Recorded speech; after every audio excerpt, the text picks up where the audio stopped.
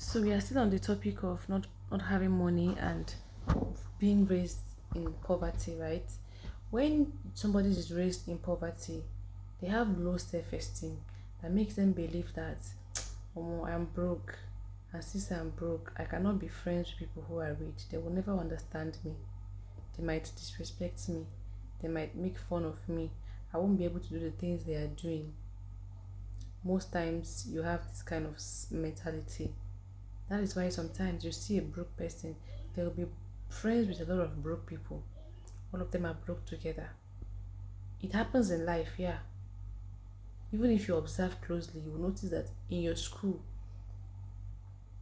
or less for people who have been friends for a long time, when people come together, you will see them gravitating towards each other based on their looks, based on where they are coming from. People feel closer to you when they see that you can relate to what I am passing through. Let's say you are a short person, you walk into a room. When you see another short you, when you see another short engine like you'll be like, I don't know, you won't even unconsciously maybe you might just start gravitating towards that person because people have something in common. This is a revelation I'm telling you guys. I don't know if you have noticed it, but you can pay attention to it. You will start gravitating towards that person because this person must understand what it means to be short. This person must have similar experience. This person will get it. This person cannot insult me that I'm not tall. Why? Because they're not taught. So both of us are together in this. Yes. And also you notice that tall people might be gravitating towards each other. Now I'm not saying this is the case for everybody. I'm just saying that most times you see a group of friends, you will notice that that group of friends that are like tall people. Why? Because they gravitated towards each other, even if they did it unconsciously, but that is the reality. That's the judgment they have placed on themselves. They don't want to be friends with people who do not have height. If you pay attention to your classrooms, you will notice what I'm saying. So the same thing happens to people with poverty. You will hear somebody telling their story. Oh, in my house, we don't used to even eat fish. We don't know what protein is. We only eat carbohydrates. Then you'll be like, what? I can relate. This is my life story. Me too. And people will not bond. People will use poverty to bond. You will bond yourselves using poverty.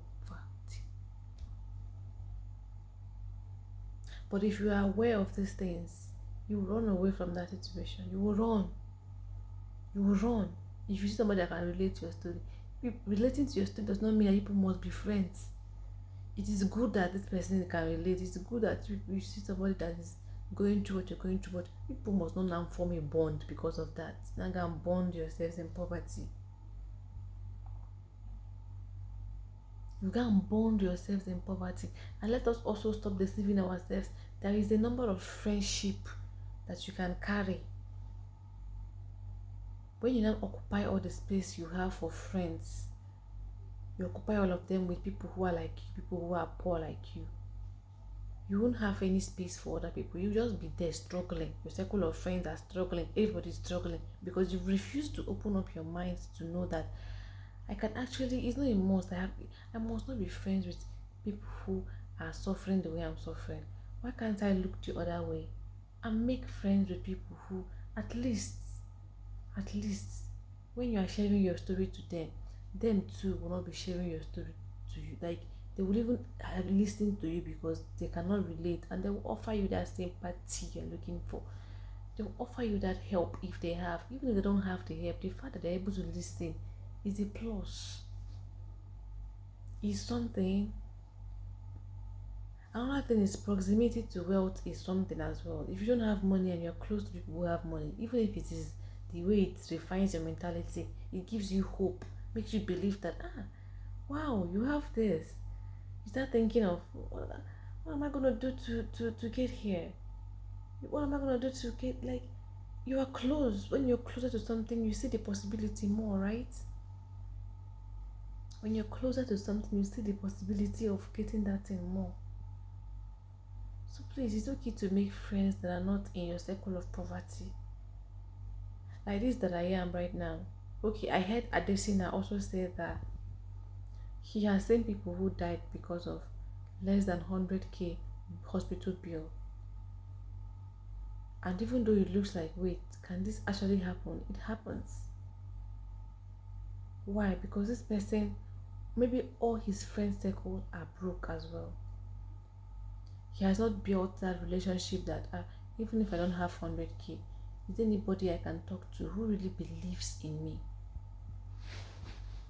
Who really believes in me to the point of telling me, okay, I'm going to give you this 100k because I know, I trust you that you can actually refund me this money. Is there anybody who can do that for you? Can anybody do that for you? Because you might not have 100k, but if it's about life or death, do you have anybody that can do that for you? Or your life and death, everything, all your friends, they are all in the same situation as you. Please stop bonding stop bonding with bad experiences. Stop forming friends based on the bad things that have happened to you. Stop bonding like that. No, it's fine. Just because you are an ashawo does not mean that all your friends must be ashawos. Just because you're poor does not mean that all your friends must be poor. Just because you are short does not mean that all your friends must be short. No, doesn't mean it. Eh? In fact, the only one permitted is if you are rich, all your friends can be rich. That one, you know that it's fine. But if you now want to see the perspective of a poor person and you're rich, you of course you have to make friends with people who are struggling and you have to understand how they think. Maybe when you want to do research, maybe you're doing research, you're not obligated. You're not obligated because I guess your parents have done the job. So nobody's blaming you. But you see you who is struggling and your friends are struggling as well. Please start changing your mentality and start believing in yourself. That low self-esteem that makes you believe that you cannot have big friends with people who are doing well, better than you. Change that mentality. Challenge yourself. There must be something you have to offer.